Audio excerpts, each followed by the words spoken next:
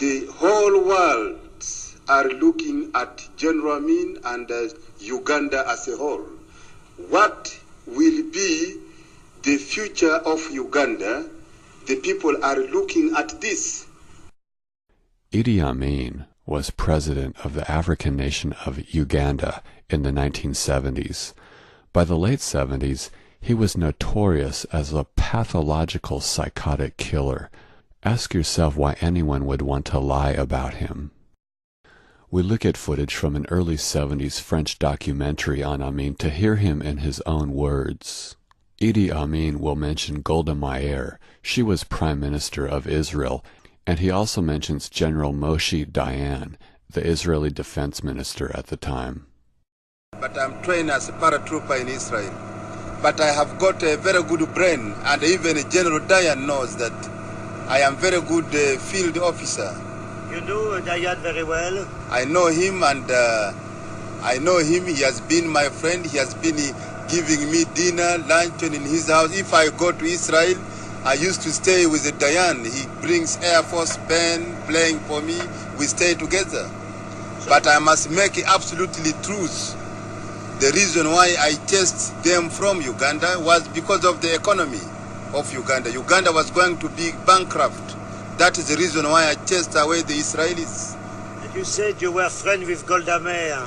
Yes, because she used to give me very good entertainment when I go to Israel. Then you changed completely from an Israeli alliance to the Arab alliance. I changed from Israeli alliance because Israeli are criminals and that they are not trusted people. They don't tell the world the truth.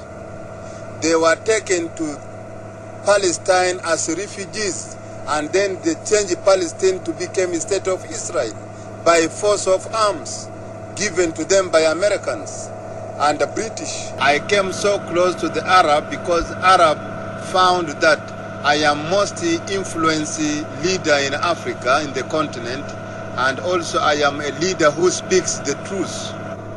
Did your Muslim religion take part into your choice of the Arabs?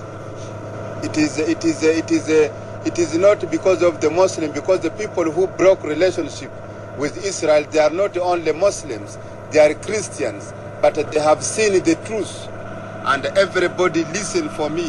And even in OAU, if I don't speak, every leader try to ask why, and I must speak like in a non-aligned conference in Algeria.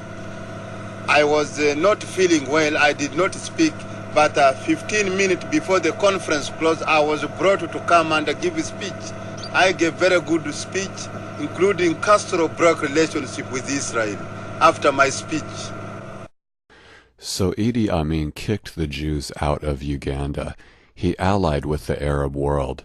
He gave international speeches against the Israelis. But there's more. Would you accept some Palestinian hijackers with their hostages in Uganda? The Palestinians? Yes, I read in the papers they were asking to be sent to Uganda or to Libya. If they are sent here, I will welcome them. But they are welcome. In Uganda? Yes. If they want to come to Uganda, they are welcomed in Uganda. They have got a representative. Having expelled the Israelis, General Amin installed the Palestinians in the former Israeli embassy. But the people in some planes are innocent. But you must not go in the airplane which is belonging to Israelis, to Portuguese, to South Africa. If you use this airplane, then it is up to you. You must choose, because the airplane is booked in advance. Then in 1976, he let hijackers land a jet in his country in order to exchange the jet passengers with Palestinians in Israeli jails. In the subsequent Israeli raid on Entebbe airport, the one Israeli soldier killed by Ugandan troops happened to be the brother of Benjamin Netanyahu. He later became the Prime Minister of Israel. 8 months after the hijacking, here's the cover of Time magazine.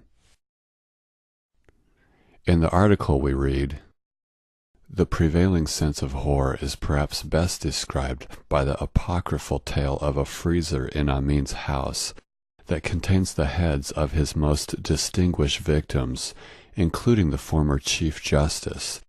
From time to time, the story goes, Amin walks over to the freezer to lecture his frozen audience about the evils of their ways. It's not unlike the Buchenwald shrunken head story. We've looked at the 1940s, we've looked at the 1990s, and now we're extrapolating into the 1970s. The USA, Britain, or Israel floated stories into the population as a way to depose Idi Amin. The reason it's important to debunk the Holocaust is because it and other stories of evil are used to justify war.